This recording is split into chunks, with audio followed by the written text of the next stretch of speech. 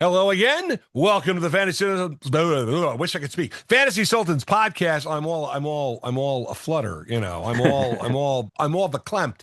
I'm all verklempt, and it's not even fantasy You're festive. all you're all unraveled because of last week. Yeah, I know, Yeah. I know, I know. So, we are the usual suspects of the Fantasy Sultans. He is the Hall of Famer Mike Sheck. I am Tripp Rogers, and we are now going to bring on the man, the myth, the legend that is Mac, who finally is the conquering hero. It is time for Mac's victory lap, ladies and gentlemen. We talk about him all the time. He's finally beaten me in fantasy football. And it wasn't he beat me in fantasy football. I mean, he destroyed me. It wasn't even close.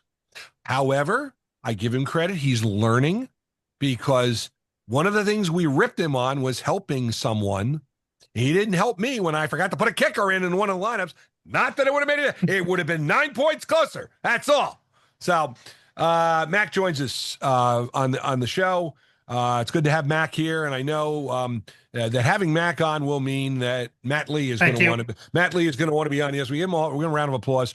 Mikey, week 8 thoughts. There wasn't a lot of injuries, but oh boy, the buys and the players that are affected. hmm It's just it's bad.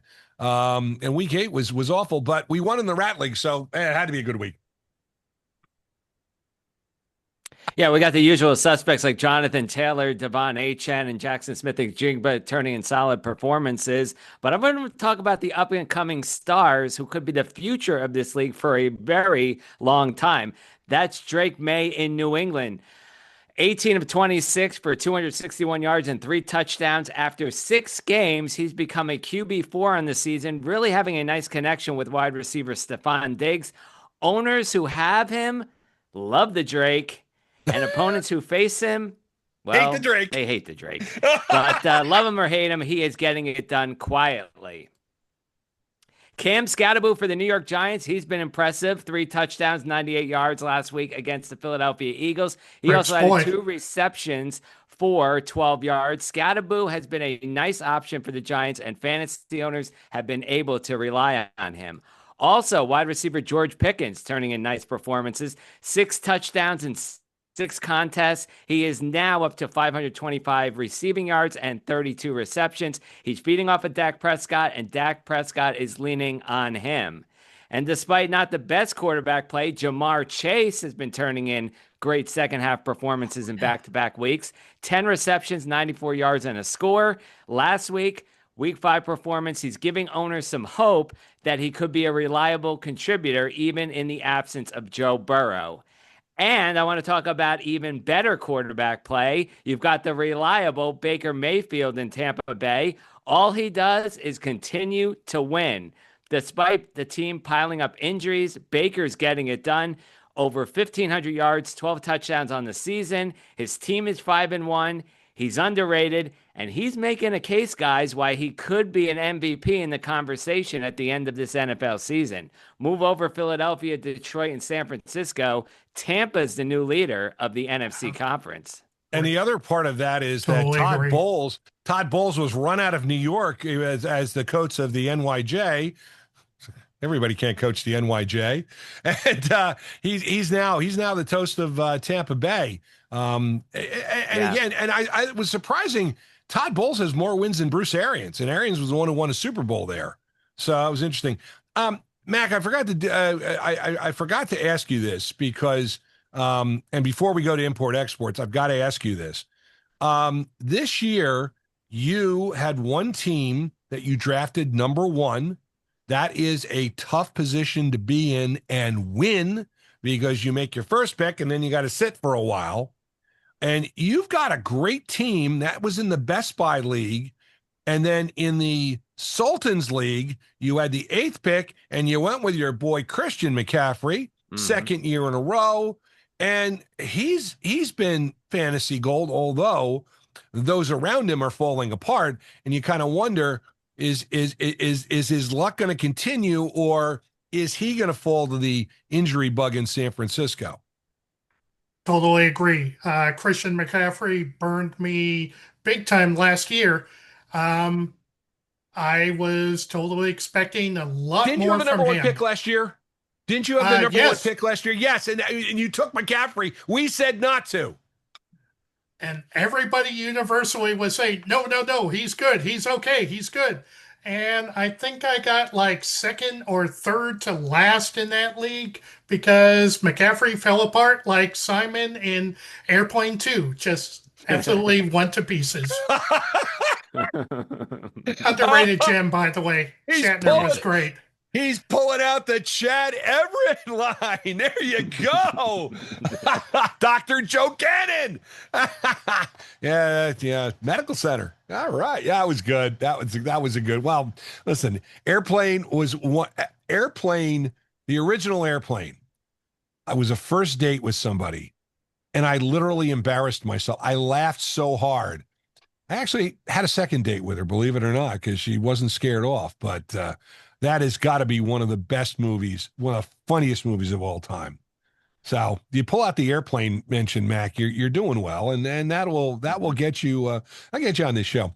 So import exports is what we do on the Fantasy Sultans. Since I mean, again, you're supposed to let guests go first. So Mac, you're Yep. first up with your import exports. I have two imports. Last week, I believe the Hall of Famer was talking about Kimani Vidal with the San Diego Superchargers. This week, I say Hassan Hatkins because Amario Hampton is still out, Najee Harris is still out. Um, they are still rowing in the formerly San Diego Chargers, so I would say give Haskins a try. Another one to try. You brought up Tampa Bay earlier. Cade Otton. Tampa Bay's on a hot streak right now. Cade has back-to-back double-digit fantasy showings, and Detroit got lit up by Kansas City this week. I think he might be a promising pickup for this week. Do you have any exports, sir?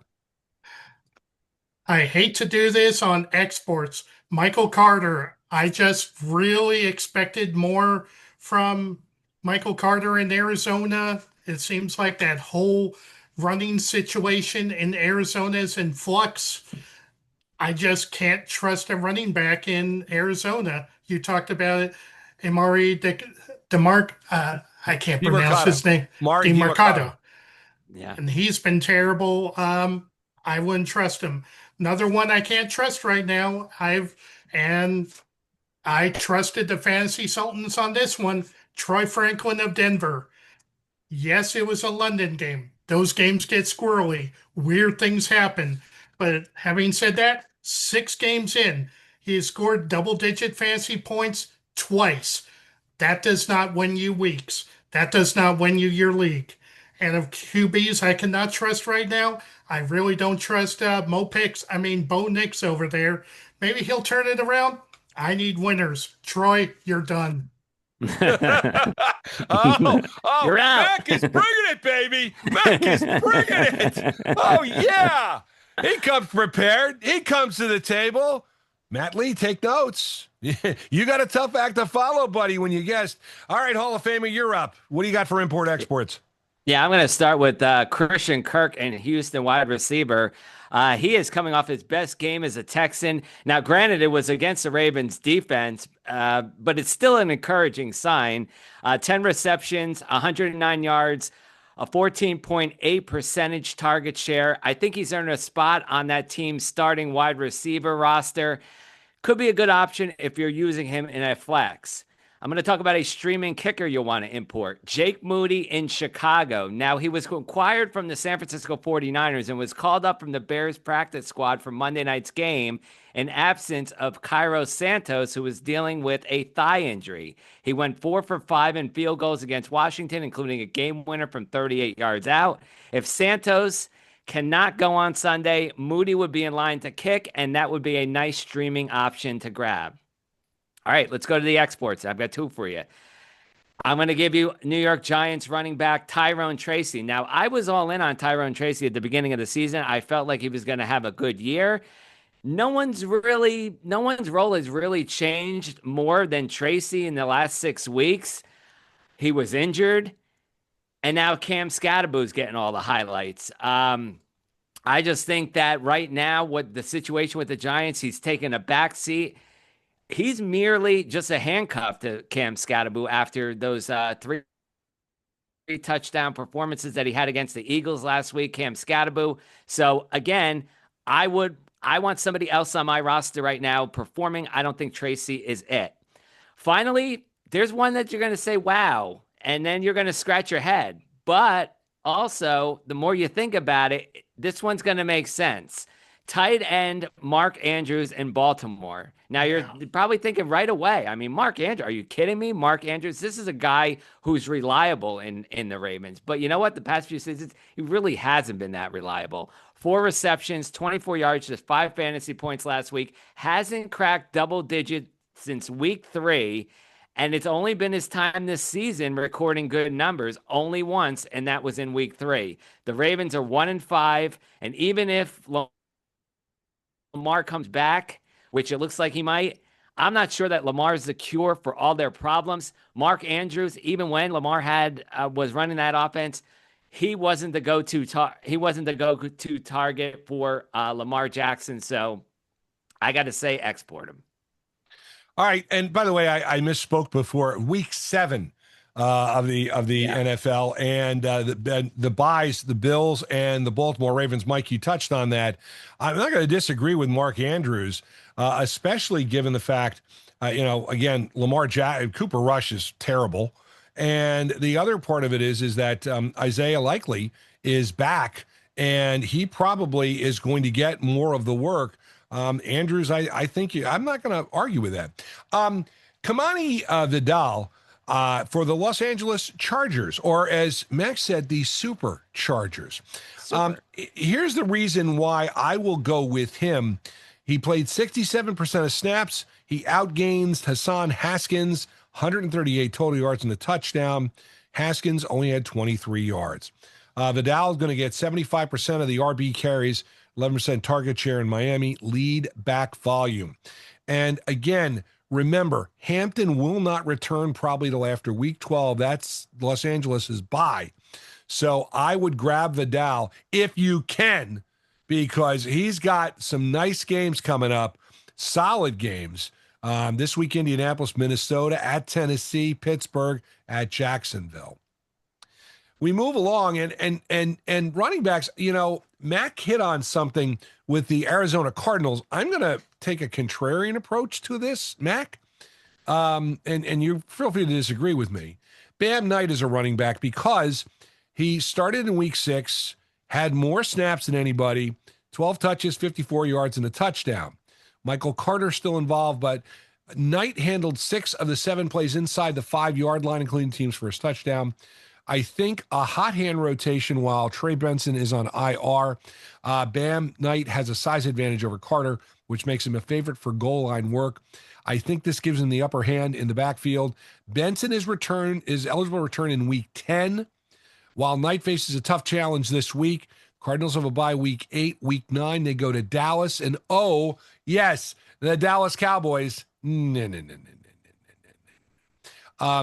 negative Packers matchup this week hurts them, and the bye, you should still go after this guy because he's probably available. Give you a couple tight ends for imports too. Michael Mayer in Las Vegas. Brock Bowers out. Mayer played 91% of the snaps, 7 targets, 5 catches. He caught Geno Smith's lone touchdown pass.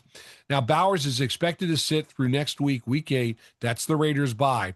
Mayer locked in as the starter. Chiefs will be a tough matchup, but I think he's got some tight end 2 value. Another tight end you want to go, and I'm going with the Los Angeles Superchargers again. Rondé Gadsden, the second tight end. Top tight end for the Chargers. Starting in week 4, he's led in snaps, 54% in week 5, 75% against Miami. 7 targets against the Dolphins. Now that tied Ladd McConkey for the team lead, and Will Dissly only played 26 snaps, 2 targets. What does that mean? Gadsden's taken over as the starter. He had his best game. The Chargers relying on the passing game because Omarion Hampton is out. Herbert threw for 38 passes for 264 yards in Miami. You can expect passing while Hampton is out. Next two games, Colts and Vikings, and both teams allow over 14 points per game to tight ends. That's why you grab Oronde Gadsden. Give you a idea for a streaming defense too. New England Patriots. Now, why are you saying, are you on the New England Patriots? Well, very simple. These are the next two games New England has. At Tennessee, home against Cleveland. Tell me they're not going to dominate. Tennessee is terrible this year. Yes, they are. Tennessee's that. So there you go. Those are the two. And export, I got to get my note here on the export. You know, let's talk about New England real quick. Demario Douglas, 371-1, leave him on waivers. Don't bother. And here's somebody, and this hurts because I got him, but Chris Godwin in Tampa Bay.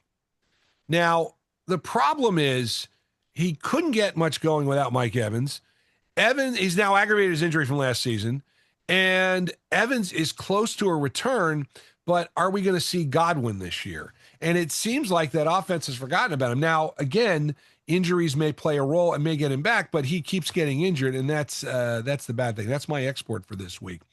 Okay, I promised one last feature, and I've got to dig it up because I have it. I have it in my email, but I want to do something that I saw on. I'm getting. I get these emails from a guy named Justin. Oh God, I can't even think of his name now. As I look for the email to try and bring it up. Where is it? All right. Well, we'll skip it because I should have brought it up earlier and I did not. So I'm bad. And this kind of is my week in a nutshell. I mean, Mac beat me twice and just beat me. Yeah, this is my week in a nutshell. There you go. I can't even do that. Any last words, Mac? I just want to say, first of all, thank you both for the advice you've been giving me over the years. I've been in your leagues 3 years now. First year, I was terrible. I even have the I suck at fantasy football shirt to prove it. Second year, I chose to ignore your advice, and you sucked at fantasy football. Christian McCaffrey, first overall. That worked out totally not great for me last year. What can I do?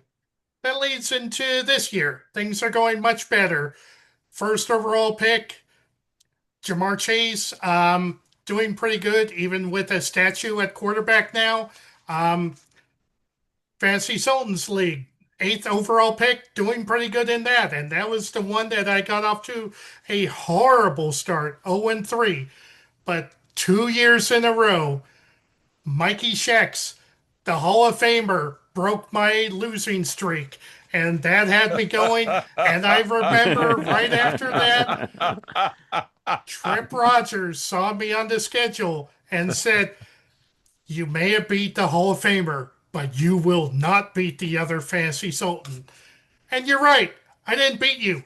I beat you twice. Handily in the Sultans League. I beat you by over 65 points. And the other by 87 points. Largest margin of victory for the week. Good job. Great decision to run Justin Fields and Mason Taylor of the Jets in both leagues. And finally, and you brought up earlier, I was reminded in a prior show that I noticed one of my opponent's kickers was injured. And I said, okay, I don't want to lose. I don't want to win cheaply. I'll let him know this guy's injured. And I was called out on the show. Never help your enemies. So when Tripp Rogers had Brandon McManus injured, I said nothing. And I happily saw his kicker on the bench scoring points. Anyway, thanks for the game. Hopefully I can compare this momentum to the playoffs. It's only Playoffs. Way too early. I just want to say, Mac, you're looking a little like me two months ago in Aruba. But thank you all. You've been great. You've been great with the advice. I'm trying to learn every single week. Yep. Yeah. Well, Hey, listen. that's what we do Hey, on this show. I mean, the we're teacher, givers. the teacher We are comes back givers. to the student comes back to beat the teacher. There you go. There you go. Mac, we appreciate you being on the show with us this week. And again, the Fantasy Sultans podcast, we try and give you the advice. We try to help, and well, you can see what happened. I mean, it turned on us. There you go. We're paying the price, but there's a reason why he's the Hall of Famer, and my name is Mud. And Mud spelled backwards is dumb. Bugs Bunny. We had an airplane reference. We had a Bugs Bunny reference. Okay, this podcast is a success. Again, if you have questions, all you got to do is email fantasysultans@gmail.com. And don't forget about the radio show. Sunday with the Sultans airs at 11 o'clock on Fox Sports New Jersey.com and Fox Sports Radio in New Jersey. And that's a fun show for us to do.